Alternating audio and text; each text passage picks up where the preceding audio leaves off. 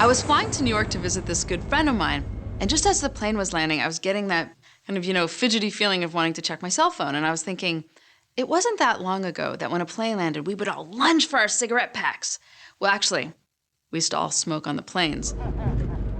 But nowadays, when a plane lands, we all lunge for our cell phones with that same kind of addictive fever, like we can't stand not being connected for a second longer. And it doesn't let up. I'm walking down the street in Manhattan and no one's making eye contact. Everybody's looking down. They're texting, they're tweeting. I half expected to see the Statue of Liberty torch with one hand, texting with the other.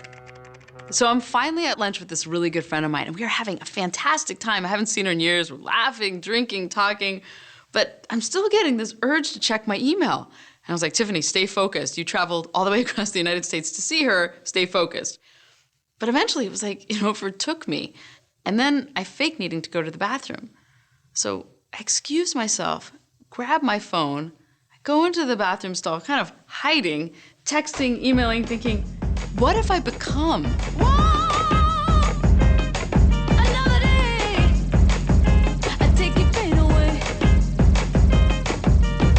Some people talk about you like they know all about you. When you get down, they doubt you. And when you dip it on the scene, yeah, they talking about it. Cause they can't tip on the scene, but you talk about it. Talk about it. When you get elevated, they love it or they hate it. You dance up on them haters, keep getting funky on the scene while they jumping around you. They trying to take all of your dreams, but you can't allow it. Cause baby, whether you're high or low, whether you're high or low, you got to chip on the tightrope. Chip on the tightrope. Baby, Technology is clearly changing us, and the way we connect with our friends, our families, and the world around us. So I set out to make a film about what it means to be connected in the 21st century. For 200,000 years, we've been connecting through networks, both natural and technological. Today, our networks have expanded to a point where they've given the world a central nervous system. Something happens in one place, and we can see it, feel it, and do something about it, which has such huge potential. But technology has also led to the biggest problems of our day.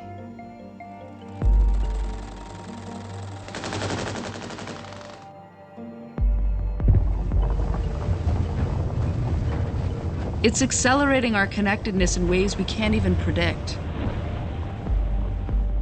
Take the honeybees. Their recent disappearance is the perfect example of how everything is connected. Albert Einstein predicted that if honeybees were to disappear completely, humanity would be gone in 4 years. No more honeybees, no more food being pollinated, no more humans. So if one change in our overconnected world can have such far-reaching consequences, how do we use the power of all these connections to turn things around? This was the kind of question I was exploring in this film. And then I had this year that turned my world upside down and forced me to rethink everything I thought I understood about the ways we're connected. Let me back up. When I was growing up, I had my own version of Einstein. I called him Dad. He was the one who taught me to look for connections in the first place. He was a general surgeon with a special interest in the brain, and he always found entertaining ways to teach us about his work. When I was in 3rd grade, he came to my class on career day with a huge ice cream container. He put it on the teacher's desk and he started talking about the human brain. He said the way the brain works is very complicated, but a simple way to think about it is that it has 2 hemispheres. The left brain breaks things down and creates order, and the right brain recognizes patterns and processes emotions. And he talked about how the 2 hemispheres have to work together. And then at the end of his lesson, he opened up the ice cream carton and there was this real human brain in formaldehyde. Everybody freaked out. And then he took us all out for ice cream. In addition to being a surgeon, my father also wrote best-selling books that drew links between disparate fields. He searched for patterns throughout history to give insight into why we do what we do. In his first book, he drew parallels between breakthroughs in art and breakthroughs in science. And you know, the artist expresses the nature of reality using image and metaphor. And the physicist is investigating the nature of reality and expresses it using numbers and equations. But it's the same thing, they're just different languages. Like how Cubism challenged viewers' notions of space and time right before Einstein published his theories about space and time.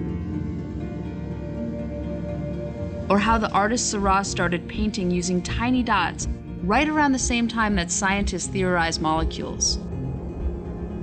He found examples like this throughout history. His books influenced a lot of people.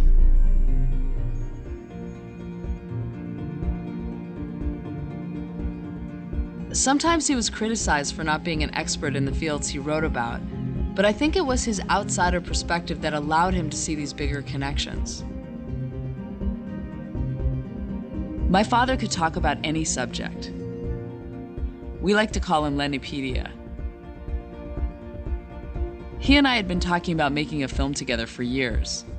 So when I started researching all these connections and how we could use them to help solve our problems, it was natural to ask him to be one of the co-writers.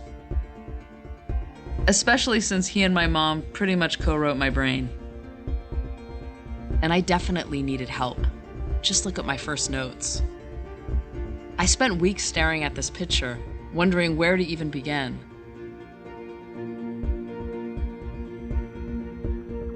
Everything is so intertwined, and I thought maybe that's part of the problem. That we try to deal with all of these issues in isolation. Why did we start doing that? So I turned to my father for some perspective. He said, go to the past and look for patterns.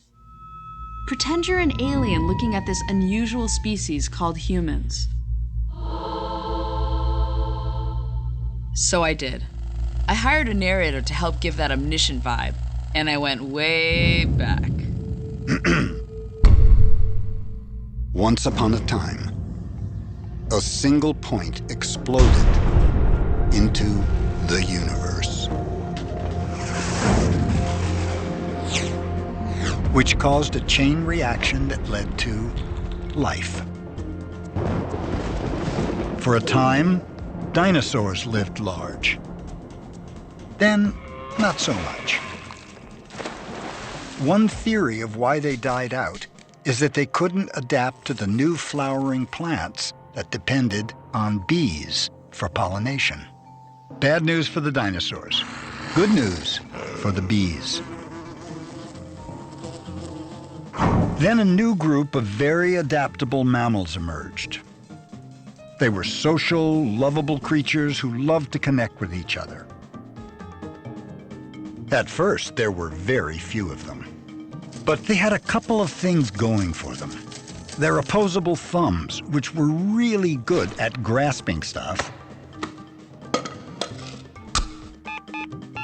and their unusually large brains, which were exceptional at grasping ideas. The human brain grew rapidly in early evolution, not so that they could use tools or expand their thinking, but because of their need to connect. Because human babies are not fully developed, they rely on their parents longer than other species. So human brains evolved to seek out human contact to survive. These brains are what distinguished humans from the other 2 million species on Earth. But for eons, they couldn't communicate much of what they knew about the world with others because they had no written language. Then they finally invented a radical new technology that would change their lives forever.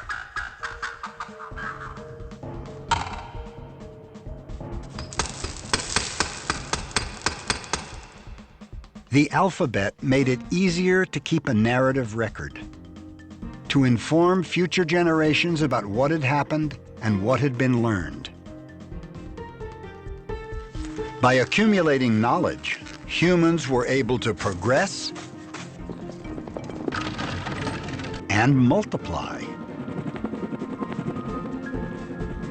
But literacy also led to something unexpected. In The Alphabet versus the Goddess, Leonard Shlain points to how literacy changed the way humans think. When the alphabet was introduced into society, it overstimulated the analytic left hemisphere of the brain. He builds on the theory that the left hemisphere, which is used in reading and writing, is associated with masculine traits, and that the right hemisphere, used to see images and patterns, is more feminine. So Shlain suggests that the advent of literacy shifted the balance of power between men and women. While in most ancient societies, men worshipped goddesses, whenever literacy was introduced into a society, a new patriarchal outlook emerged. He traced this pattern throughout history, finding links between the onset of literacy and the oppression of women around the world. Maybe there's a way to build on my father's ideas about literacy and patriarchy. If he's saying that the invention of writing shifted us to a more analytical left-brain mode of thinking, maybe this shift also led to our tendency to think of world problems in isolation. I couldn't wait to call my father to see what he thought about this idea.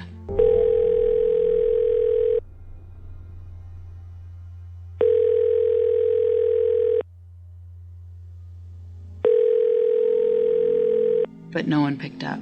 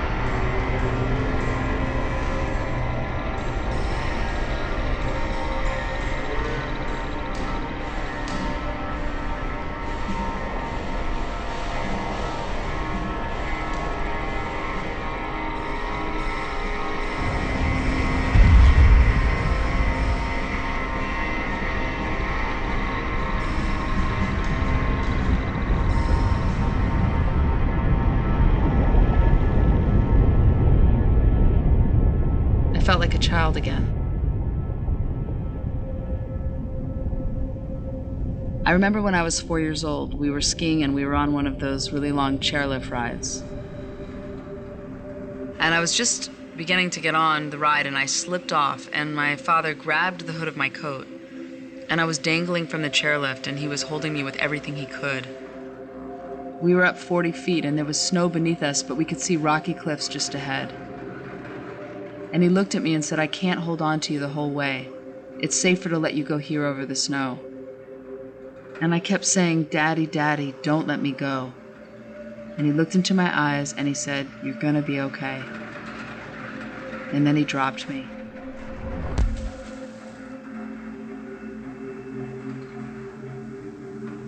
He had to.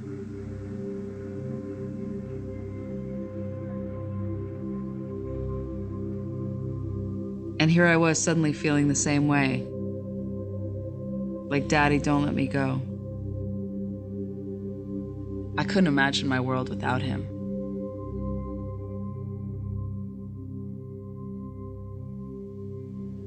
Those first few days while he was in the hospital recovering from brain surgery, everybody had advice. I spoke to this good friend of mine who had lost his father. He said the most important thing he could tell me was to film my dad. It was his biggest regret that he hadn't recorded his father before it was too late. I knew I had to start as soon as possible. But even though I had made a lot of films, I was at a loss on how to capture my father's essence on film.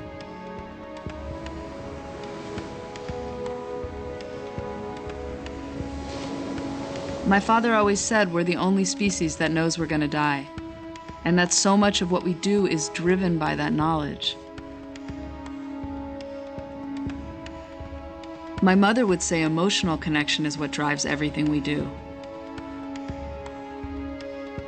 I thought I understood what they meant. But death is really abstract until someone you love is dying right in front of you.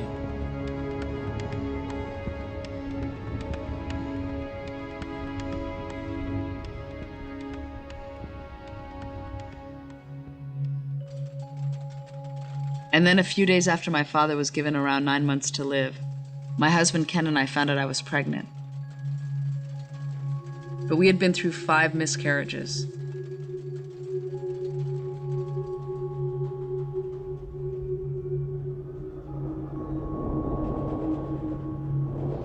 We had had an easy time having our first child.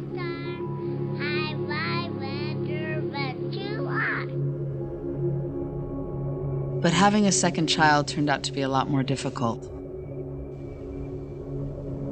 Everything felt out of my control.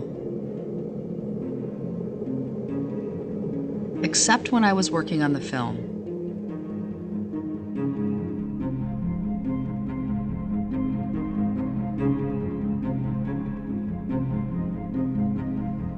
Everything we'd been thinking about suddenly became much more urgent. What kind of world are we handing to the next generation? We as humans have accumulated so much knowledge. Why do we have such a hard time seeing the bigger picture?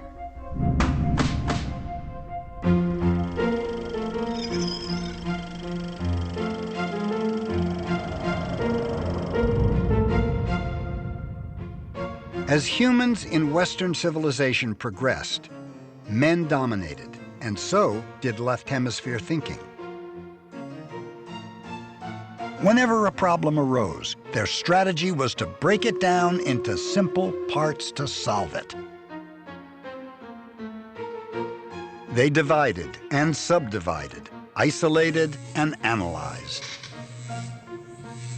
They formulated theories about their discoveries and developed a method to test those theories. They called it science, after the Greek word meaning to cut. This strategy worked so well that they began slicing and dicing everything they discovered. Classifying and breaking down everything around them became a whole way of seeing the world. For example, they divided bees into hundreds of subcategories, a vision of division. They even classified their own species, which they named Homo sapiens, meaning wise being, since they were such wise guys. Their cleverness helped them to believe that they were different from other species. So much so that they began thinking of themselves as independent from nature, entirely. Very left brain.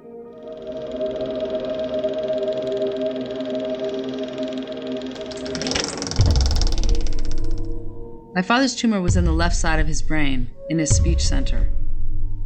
When he came out of surgery, he couldn't speak at all. The doctors didn't know if his speech would ever come back. I was worried I would never hear his voice again, and that I had already lost my chance to film him.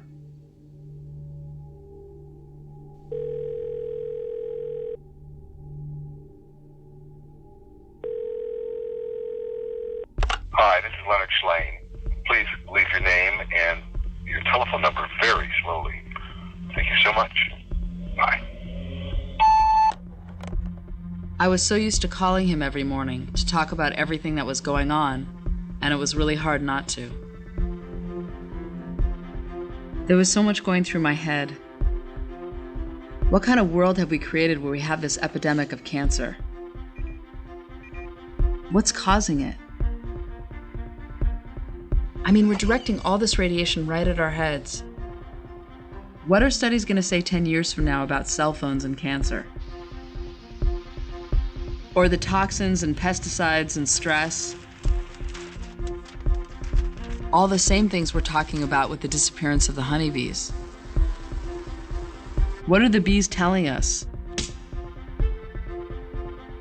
Maybe we're all working too hard. And my father, he definitely worked his brain hard. I kept wondering, did he stretch his mind into too many unusual places? I know it's not rational, but I still think about it. And not being able to talk to him right then was especially hard because Ken and I had always gone to him for advice. And here I was at the beginning of this high-risk pregnancy. We had all these tests and we wouldn't know if it would hold for another 3 months. And of course we were really nervous because of my history. Not to mention the fact that there are 300 chemicals found in umbilical cord blood. And half of them are believed to cause cancer. Like mercury.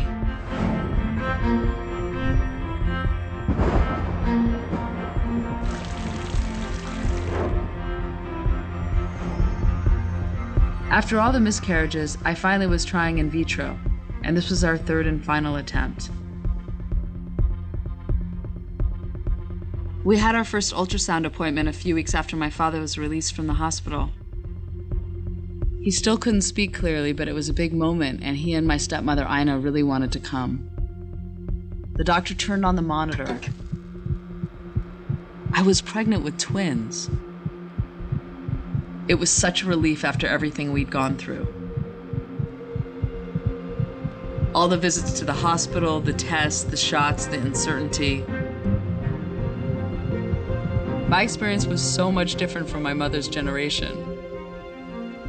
She used to say, I'd get nauseous, gain weight, and 9 months later I'd have a baby. But it wasn't all that simple for her either. My mother wanted to have a career, but felt like she had to choose between children and work.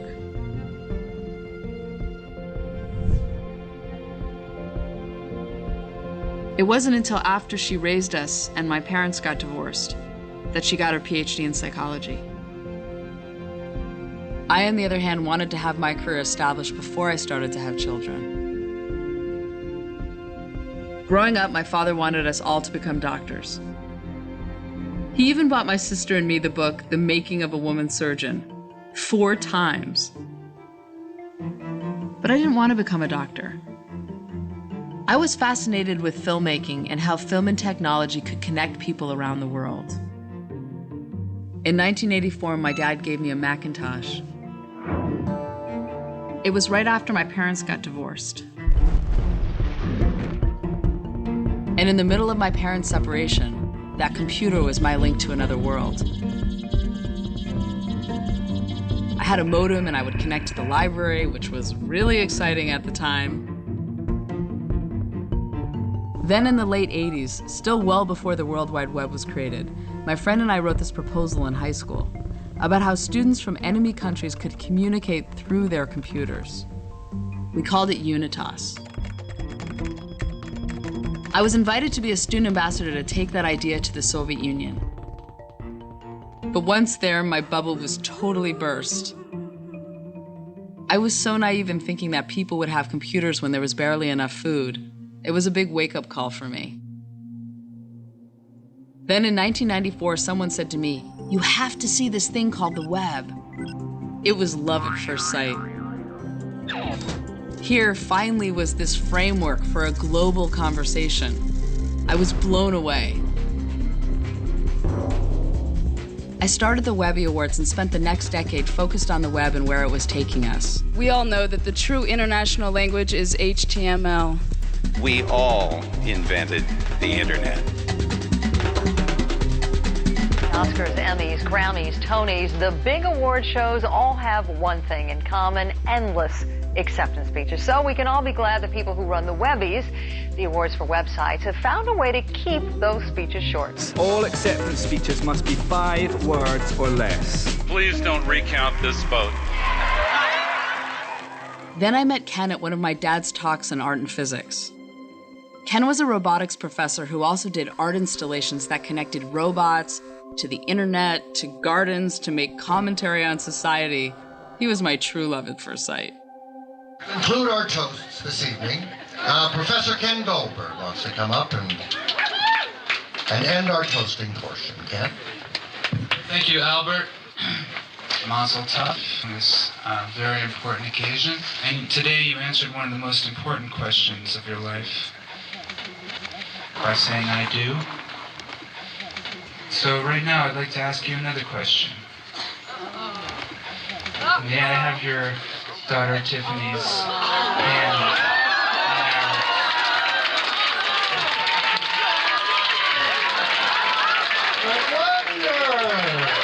You could save a lot of money. Is the rabbi still here? We got a lot of liquor left. My dad always said, I wrote art and physics so you and Ken would meet. Ken and I had our first child, Odessa, when I was 33. As a working mom, I felt the internet was the tool the feminist movement had always needed because I had so much flexibility in how and where I could work. Oh, that's a pretty amazing. But after 35, the chances of having a successful pregnancy are cut in half. We waited too long to have our second child. I had trusted too much that science would extend my fertility. And now I was trying hormone treatments that I didn't even know all the consequences of. I remember walking down the street one day with my core film crew, telling them I was starting another round of in vitro, I was going to start taking estrogen shots, so my mood might be a little all over the place. And then Sawyer, who was transitioning from female to male, said, well, that's funny, because I was just about to tell you two that I'm going to start taking testosterone shots, so my mood might be all over the place too. And Carlton, who's walking between us, turns to me and says, wait, let me get this straight. You're going on estrogen, and you're going on testosterone? I'm going on vacation. So things are clearly changing. There's so much more to think about. And that pace of change is only accelerating. How much faster can it go before we can't keep up? And how did things start moving so quickly to begin with?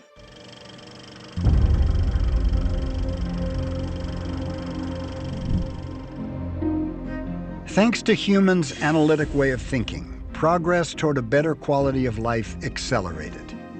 As they progressed, their numbers grew. And as more and more humans populated the world, more and more ideas interacted. New inventions and new discoveries happening faster and faster. The ancient Greeks had a god of speed. His name was Mercury. Mercury is also the name of an element, a car, and a rock star. Humans were entering a time of unparalleled discovery. And there was still so much to explore. So they divided the world up into a giant grid to navigate uncharted territories. The idea was simple: divide and conquer, for better or worse. But something interesting happened. As they were dividing up the world into separate territories, the world was becoming more connected than ever before. Even though the world's ecosystem had always been interdependent, now humans were integrating trade, transportation, and idea networks into it. They traded everything, including species. For example, the Europeans brought their honeybees to the Americas to help out in the fields.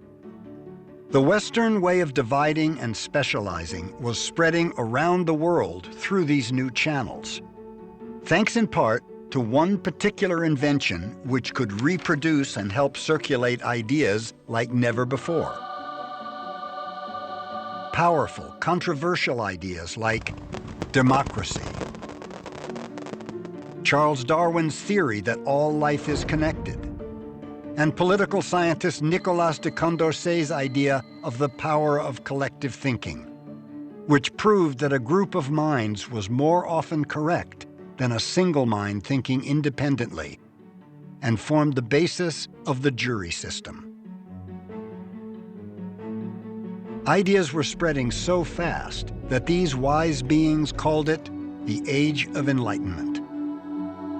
Economies grew and networks expanded. Soon enough, these clever humans figured out that they could apply their method of divide and conquer to meet new consumer demands. This amazing new method of production spread from England around the globe, and they were catapulted into an era of mass production and abundance. This new efficiency gave them a lot more free time, and the establishment of an official weekend.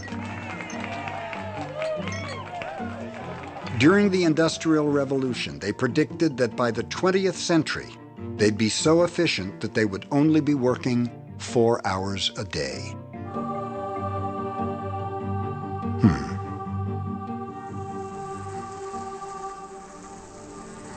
But one particular discovery held the promise to radically change the world.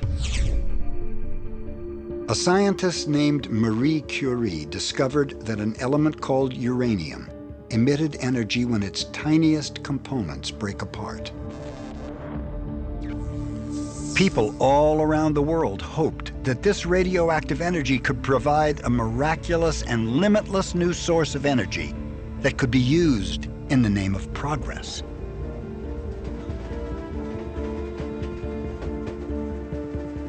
But something unexpected happened.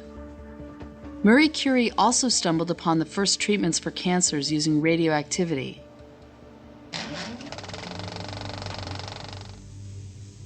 My father's radiation treatment was working and he was getting better.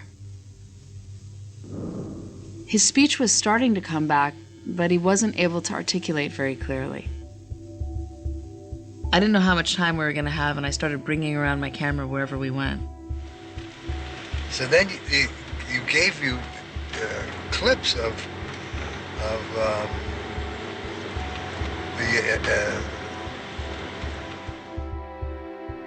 But it was really frustrating for him because his words kept coming out wrong. As a surgeon who operated on and wrote about the brain, he knew exactly why that was happening. Just before he was diagnosed with brain cancer, my father was writing the last chapter of a book he had been working on for 5 years. It was called Leonardo's Brain, and it looked at how Leonardo da Vinci was able to master both art and science. He was so determined to finish that book, and even though he was still having trouble talking, he was able to write. It just took longer. He mentioned that suddenly he was noticing patterns like never before. He loved to just sit and look out the window.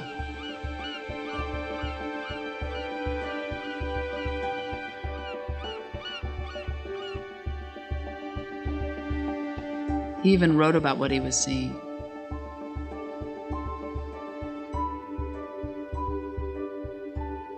The irony kept getting stronger that as we were all focused 24/7 on Leonard's brain, he was writing about Leonardo's brain.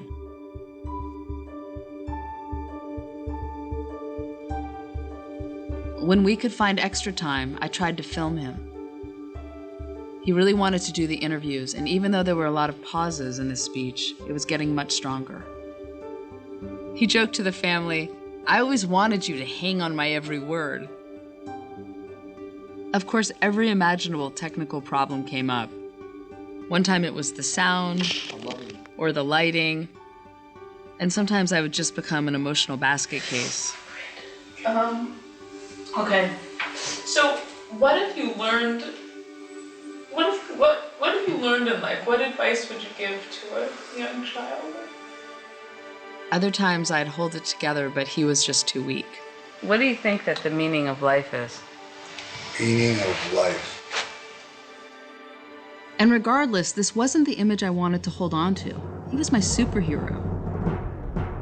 I remember when I was 16 and I had just gotten my driver's license. That feeling of ultimate independence, being able to drive myself somewhere. And I was on the Golden Gate Bridge and I had the music blasting, and maybe I wasn't paying as much attention as I should have.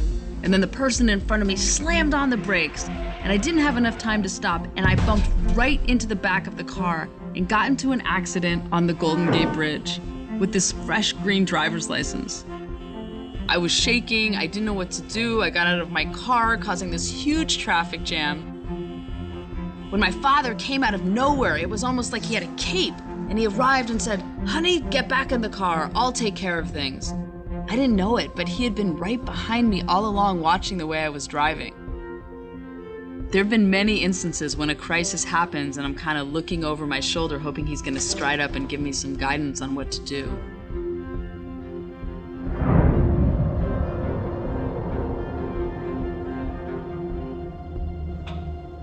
And there I was, 3 months pregnant, still needing his guidance. Ken and I went in for the big 3-month doctor's appointment. The doctor turned on the sonogram and we listened. There was only one heartbeat.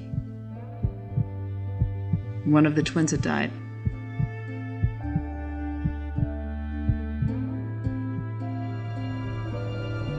We wondered, would the other heartbeat stop too?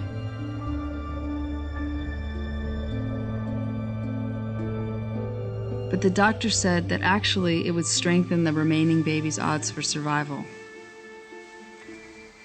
I tried to remind myself if it wasn't meant to be, it wasn't meant to be. I tried focusing on the new life and our 5-year-old daughter Odessa and beating the odds. Ken and I even named our daughter Odessa in honor of the fact that both of our families had beat the odds. Our grandparents were Jews from Odessa in the Ukraine who fled during the Russian Revolution. My grandfather was woken up in the middle of the night by his dad and put in the back of a hay truck. His father told him to go to America and make enough money to bring the whole family over. And so he did, and he sent money every month for years. Until he found out that his whole family had died in the Holocaust. But my grandfather beat the odds.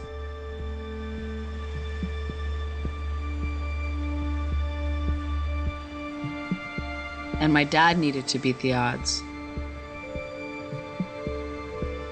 And it seemed like we as a species needed to beat the odds. My father used to say it's one of the greatest paradoxes of humans that we're simultaneously the most compassionate and the most cruel of any species.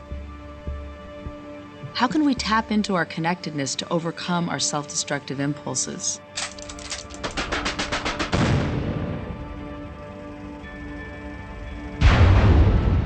By 1914, the world had become so connected that one assassination in Europe launched a global war that extended to every continent on Earth. And that one death led to 15 million more. The war was so devastating that when it finally ended, it was declared the war to end all wars. That eternal peace lasted 15 years. And 60 million more human beings died. World War II was the deadliest conflict in human history.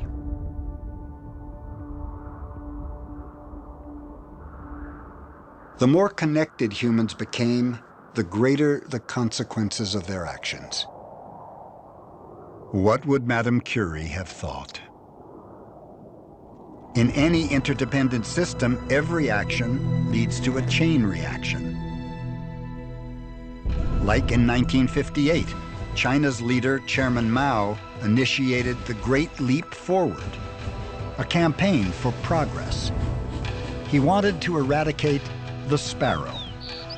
Sparrows, he argued, disrupted agriculture because they ate grain seeds. So they tore down the sparrows' nests, broke the eggs, and killed the nestlings. At first, the harvest improved, but a few years later, something unpredictable happened. Suddenly, locust populations exploded because the sparrows weren't there to eat them. This led to a chain reaction that destroyed the country's food supply. 36 million humans died of starvation in 3 years. But sometimes, even negative events can lead to unexpected positive outcomes. 20 years that completely reshaped the world we know. Man took a giant stride into the age of the atom, and science had the moon in its grasp. Take the Cold War.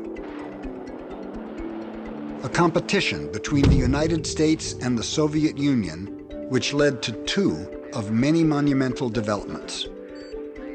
Development number one, the U.S. drive to go to the moon, which resulted in the first photo of the Earth from outer space. And development number two, the internet, which started from the U.S. Defense Department creating a decentralized system of defense by linking together their computers. Every step of progress has so many ripple effects. But no matter how much the world changes, some things never change. Like the only thing worse than your parent getting sick is your child getting sick. It was Halloween and our daughter Odessa got a severe pain in the right side of her stomach. Ken called my father and described her symptoms. My father said it was appendicitis and that we needed to have her operated on immediately. If we didn't, her appendix would rupture. But at the hospital, the doctors wouldn't operate unless they did a CAT scan. So we called my father again and he adamantly disagreed. He was worried about the impact of radiation on her long-term health. He said, don't let the doctors do the scan. And then he went to go to sleep because he was so weak. At midnight, she became much sicker and the doctors still refused to operate without the scan. So Ken and I made the decision without my father. We approved the scan so they'd operate on her, and when they did, they discovered that her appendix had already ruptured, but we had caught it just in time. It was the first time my father wasn't able to see me all the way through a major crisis. I realized that Ken and I were going to have to make a lot more of these big life decisions without him. Everyone experiences that moment when they become the person who others turn to. It's like a big handoff. You are the person that they're going to go to. You are the person they're going to meet. Was I ready? There comes a time when we all have to step into that next phase. Every decision we make impacts everything around us, family, community, and the world. As we're becoming more connected, that impact is only becoming stronger and faster. But with connection comes responsibility. Are we as a species ready to take that on?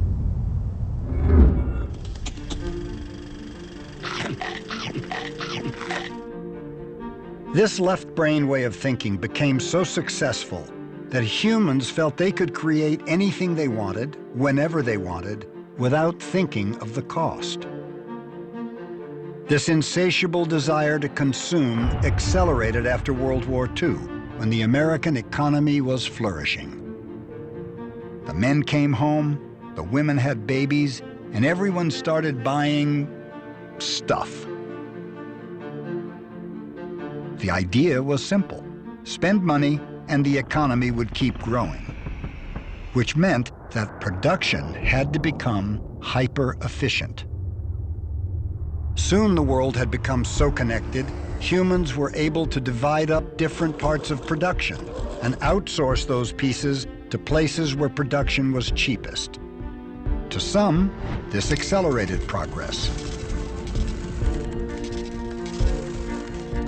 and increased the standard of living in developing countries. To others, it was colonialism with a remote control. To keep consumers consuming, products were made from plastic, so they would be disposed of quickly, and people would have to buy more. Today, the average American consumes 195 pounds of stuff every single day. And worldwide, humans dig up the equivalent of 112 Empire State Buildings worth of materials each day to make stuff. to a point where there is now a Texas-sized island of plastic garbage floating in the Pacific. It is believed to be the largest man-made structure in the world. A giant sign that says, "Pay attention." Like the bees. Somewhere along the way, humans started shipping them from farm to farm, 70,000 of them at a time. And rather than feed them a variety of foods, they isolated the one type of food that was cheapest and most efficient to feed them: corn syrup. With everything the bees are up against, it's no wonder they're disappearing. So many of today's problems are the byproducts of the human drive for efficiency and growth. Although people are multiplying, resources are not.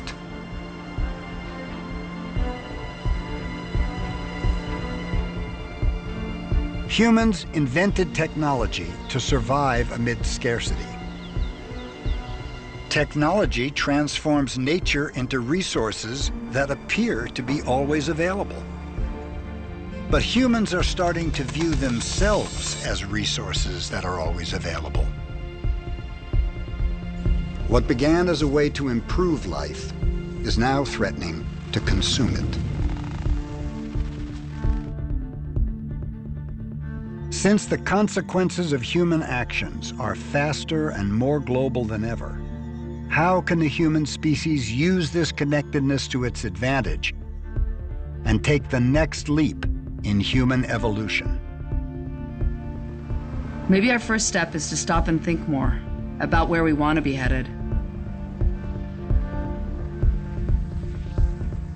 We're caught in this giant ball of problems spun from our desire for growth. And growth for growth's sake is cancer. Somewhere along the way, did we lose our sense of what's important?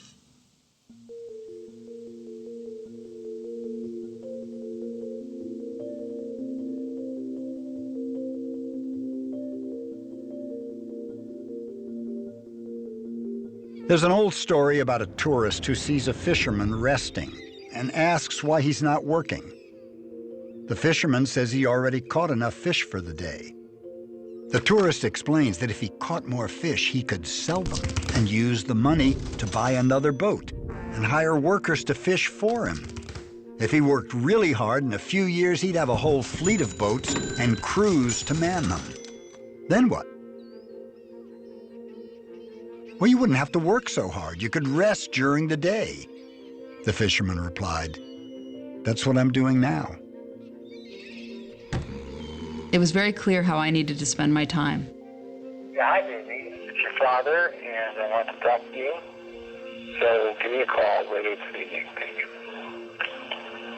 My quest to capture my father on film grew stronger. And when I'm with him, I love him so much. I love my daddy.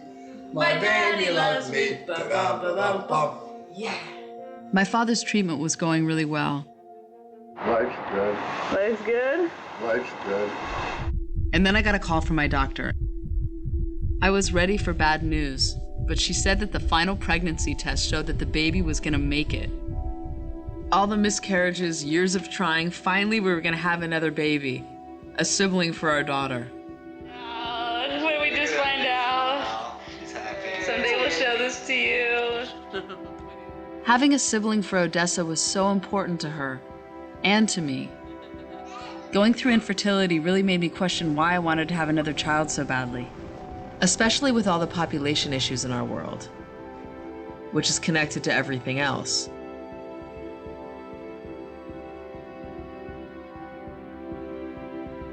By 2050, we'll have close to 9 billion people. How many people can our world take? China focused on the overpopulation issue by instituting their one-child rule policy. It's had many unintended consequences, like a country with more men than women, or a whole generation of adults with no brothers and sisters, no cousins, aunts, or uncles. And now these only children are taking care of 2 parents and sometimes 4 grandparents by themselves. And now that people are living so much longer, it could be 8 great-grandparents too. My brother, sister, and I were really thankful to have each other during this period. I definitely understood on a whole new level the support siblings provide. When we were kids, our dad used to point to a cluster of redwood trees and say, "Those look like individual trees, but they're all one tree. They have the same root structure. It's like a family." This concept could apply to all living things. My mom used to say, siblings are the longest relationship you'll have in your life. They know the good times, the bad, the neuroses, all that shared history. And especially now, without being able to lean on our father, we all turn to each other. My stepmother Ina would let us know every morning how he was doing. And my sister Kimberly, who's an artist, worked out her feelings on canvas. We would talk to each other every day. My brother Jordan, who's a doctor, interpreted all the medical reports for us. Then one day, my brother called to report that our father's white blood cells were so low that we should start preparing ourselves. The next day, I went with my father to the hospital for treatment. And I was sitting next to him holding his hand, and I said, "I know we didn't get to collaborate the way we wanted to on this film, but I want you to know that I'm going to dedicate the film to you." Throughout all of this, Ken was really there for us. He had lost his own father to leukemia when he was 21, so he understood what we were going through. We were both really present for each other. We started unplugging from our computers one day a week. We called it our technology Shabbats. And meanwhile, no matter how sick he felt, my father was determined to finish his book on Da Vinci. He kept saying, "I will live to meet your baby, and I'm going to finish the book." It was like my father was trying to download his brain before it was too late. He was so close. He was on that last chapter. And as he was writing, I was reading the latest draft as fast as I could so we could talk about it. I knew he was getting at something big about the direction the human species is headed, but I wasn't sure yet where he was going to land. But ultimately, I was just happy to see him focused on something he was passionate about instead of thinking about his cancer. We organized lots of impromptu family gatherings and dinners. This whole crisis definitely put our priorities in order.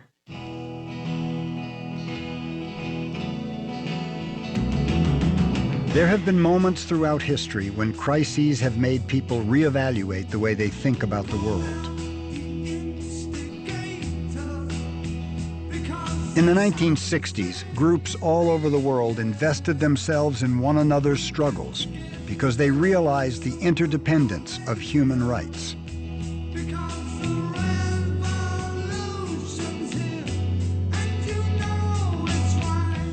A vast cooperative effort to achieve economic growth and social progress throughout the Americas. Women young and old, women black and white, women grandmothers who fought for the original right to vote. In 1963, Martin Luther King Jr. wrote a letter from the Birmingham jail. Injustice anywhere is a threat to justice everywhere. This greater sense of interdependence began to catch on. Academia was beginning to embrace interdependence with systems theory, which studies how separate disciplines are interlinked. And a British scientist named Richard Dawkins showed how ideas are interdependent, building on other ideas. He coined the term meme, because ideas, like genes, can reproduce, mutate, and evolve.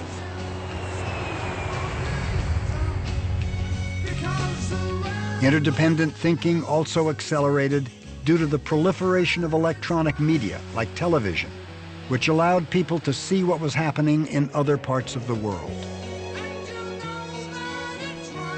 Communications theorist Marshall McLuhan talked about this major shift in the way humans were receiving information, noting that the medium is more important than the message. He believed that this electronic interdependence would allow people to interact in what he called a global village. My father, who was really influenced by McLuhan, referred to the proliferation of visual media as the iconic revolution, which started in the 20s when photography and film appeared, but really flourished with television in the 50s and 60s.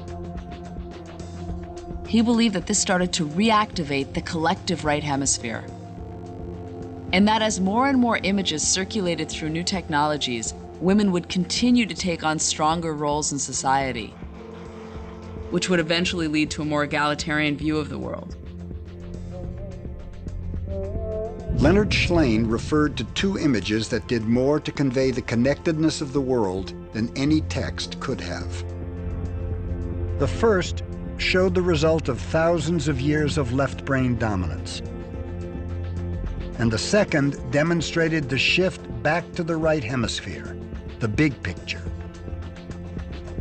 This image, sent to Earth from Apollo 8, helped popularize the Gaia hypothesis, a new theory by NASA scientist named James Lovelock. The Gaia theory suggested that the planet was one single organism, an interdependent biological network that connects all life. All spiritual practices at their core show how individually every person is a part of something larger than themselves. A primal connection that many cultures understand as the basis of existence, and yet a lot of us seem to keep forgetting it. Until moments of crisis, or moments like seeing the Earth for the first time, when humans shift their perspective, see the bigger picture, and reprioritize. My father's own priorities also shifted in the early 70s. I remember I was 4 years old running up to him one day saying, "Daddy, Daddy, I see colors around people." He said, "You do?" And this was Northern California in the 70s, and he was really interested in the psychedelica of it all. So I said, "Well, what color do you see of Jordan?" Green. So I said, "Well, what about Kimberly?" Orange.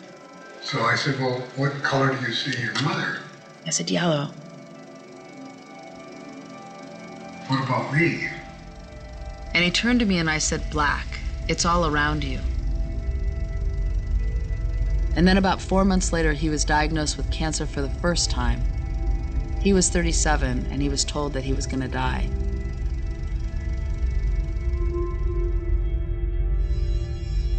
But he wanted to try to beat the odds, and he started this experimental radiation treatment.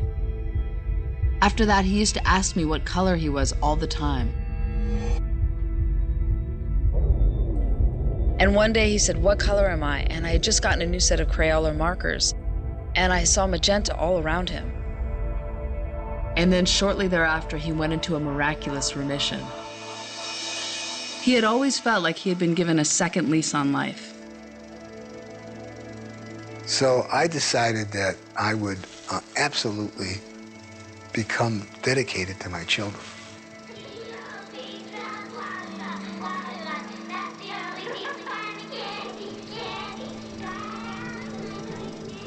Here I was, wanting to see magenta again.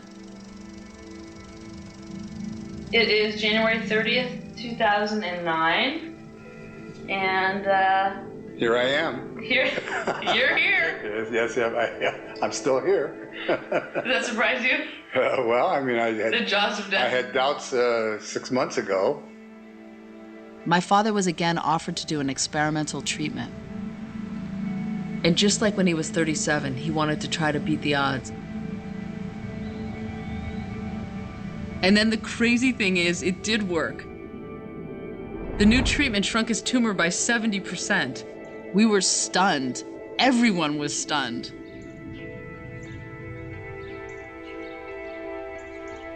The brain is an amazing, resilient thing. I had always shared my father's interest in the brain. When I was 22, I tried to make a film called Zoli's Brain that took place entirely inside of a sculptor's mind. There were characters that represented different functions of the brain, like the id and the ego, and editors that decided what thoughts get spoken and which ones get locked away. Zoli's Brain was my first big failure. It's still sitting unedited in boxes in my garage. Someday I want to finish it, but that was 20 years ago. Today it would be such a different film. We've learned so much more about how the brain works. And we're also creating new tools that are changing the way we process information. So how is our ever-increasing connectedness changing the ways our brains function?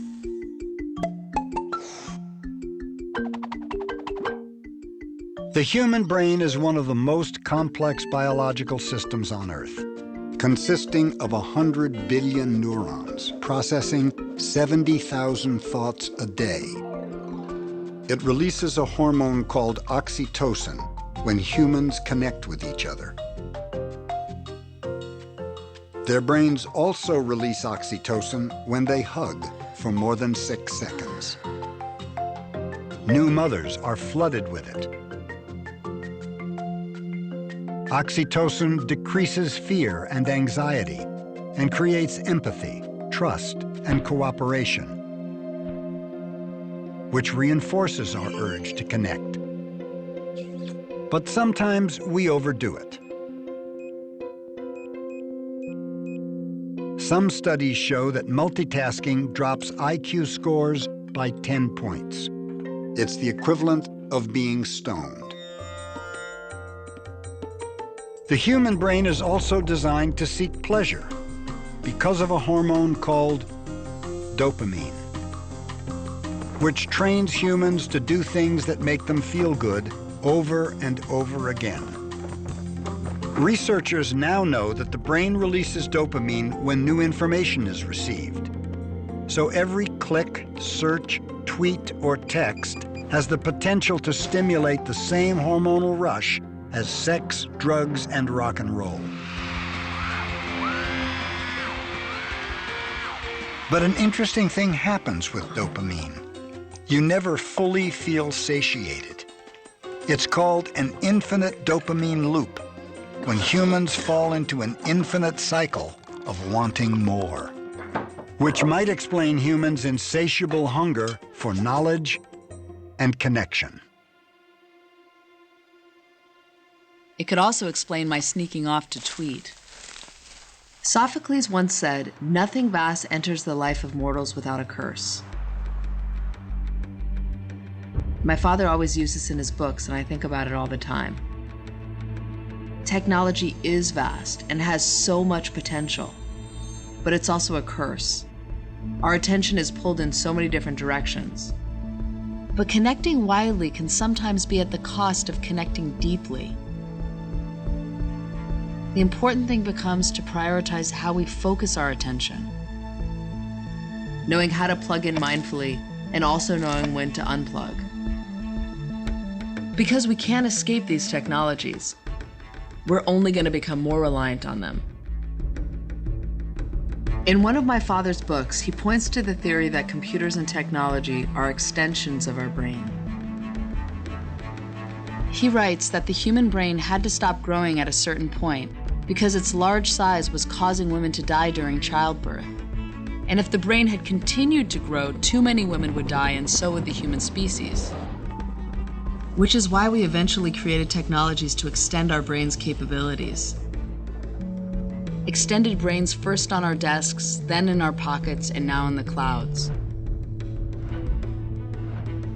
A brain with infinite possibilities. My father's new book about Da Vinci built on ideas from all of his other books. He kept saying that he was so excited for me to read that last chapter when he was done. And I'll never forget when he called and announced, "I finished the book!"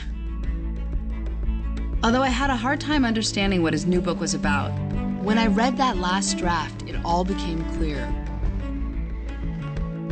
My father was saying that in every species, an occasional genetic mutation occurs that offers a unique glimpse into where the species could be headed. He believed Da Vinci offered that glimpse, showing us what a human being could achieve if they could synthesize both the left and right hemispheres of the brain. I love this idea. All of a sudden, the answer of how we could use our increasing connectedness to tackle the problems we face seemed clear. 500 years after Da Vinci, we're seeing a new glimpse into the future of our species. Still in its infancy, the internet is helping each of us to synthesize the two hemispheres of our mind. Clicking through the radical explosion of text information online is activating the left hemisphere, and linking from page to page, video to video, is stimulating the right hemisphere. The internet is literally changing the way we think, moving us through a constantly evolving landscape of words and images at the touch of a keystroke, synthesizing the two hemispheres of our brain.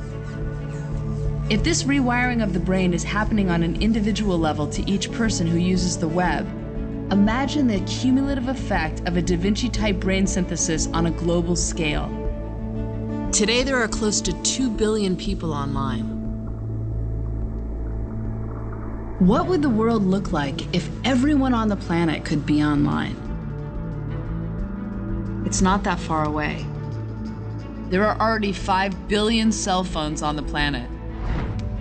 We're at the beginning of a participatory revolution.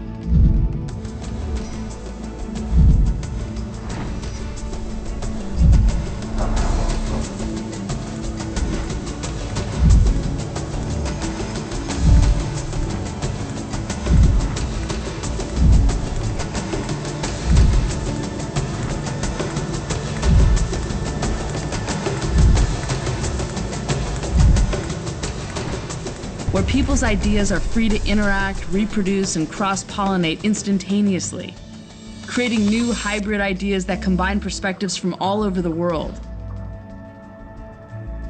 Connecting ideas, data, and cultures from millions of brains into a global thinking structure with infinite possibilities.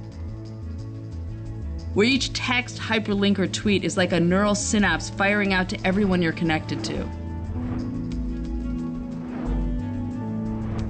And with each connection, we get a surge of oxytocin. It's like the internet is creating a global network for oxytocin to flow, which makes us more empathetic, inclined to share and collaborate, and driven to connect even more. The internet is rewiring our brains to think interdependently, changing the way we connect to the world online and off.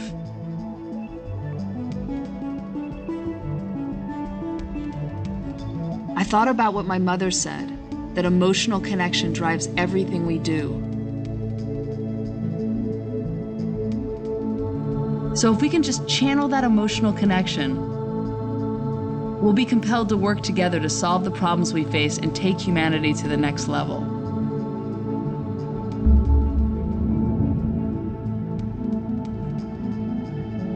This, combined with all the other ways to connect and make change, are going to take us to a whole new place. As we become more connected, we'll be able to see the cause and effect of our actions in real time. What we buy, donate, eat, and throw away. We're just starting to unlock and share information about the 100 trillion things that we've made in this world. Once we understand the supply chains and see the links of our actions, it's going to make us more thoughtful and conscious about our behavior. Imagine if everyone was thinking interdependently. The ripple effect would change the world. If we can just be conscious of the curse.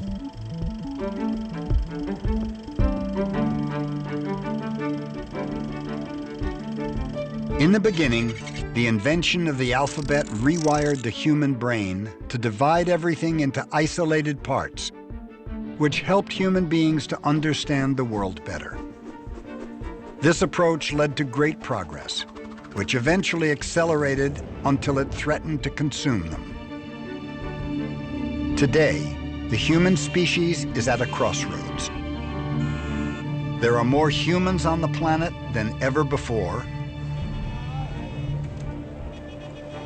and they are more connected than ever before. If we can harness the potential of all our minds, we can beat the odds. We have to. The world is only going to become more and more interdependent. Like a beehive, every bee contributes to the survival of its colony. No bee can survive on its own. No human can survive on its own either. Our survival depends on us connecting to one another. But connecting broadly is meaningless unless we connect deeply. 2 weeks before my due date, things took a turn for the worse with my father. The treatment stopped working. And I remember Ina called and said he couldn't get out of bed, but he wanted us all to come over because he had something really important to tell us. And I'll never forget it. It was this beautiful day. All the windows were open, and we were all gathered around him. And my father leaned forward and said, I had a realization. And we all leaned in, so ready to hear what he had to say. And it was at that exact moment that he lost his ability to speak for good. And as he lay there, unable to speak, we each got time alone with him. And I remember holding his hand, saying, Daddy, you can let go. I'm gonna be okay. Thank you so much for everything that you've taught me.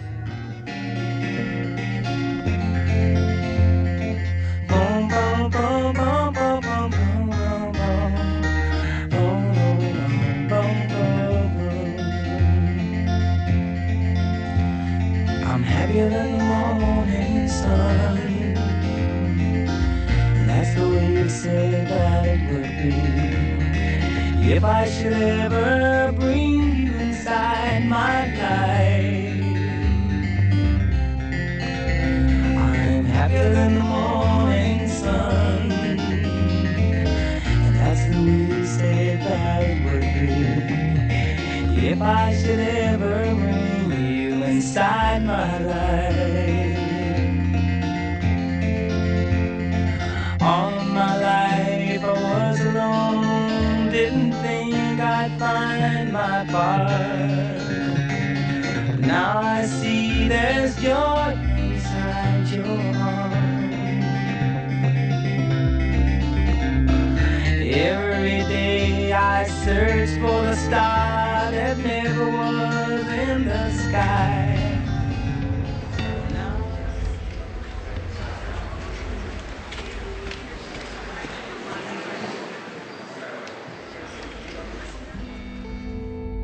And on Monday morning, when I got called to say he passed away, my first instinct was to call him and tell him the news. Ask for a hug.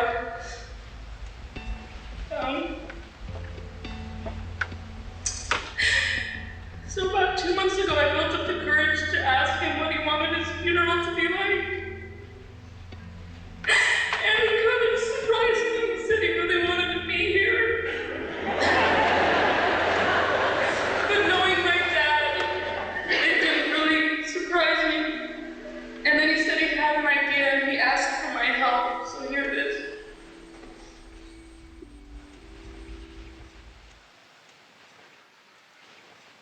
Well, hi, everybody. I really wanted to attend my funeral, so I'm here.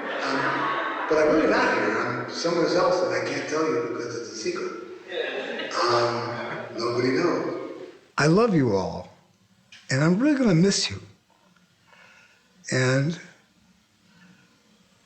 But this is the way it is. I'll always be with you.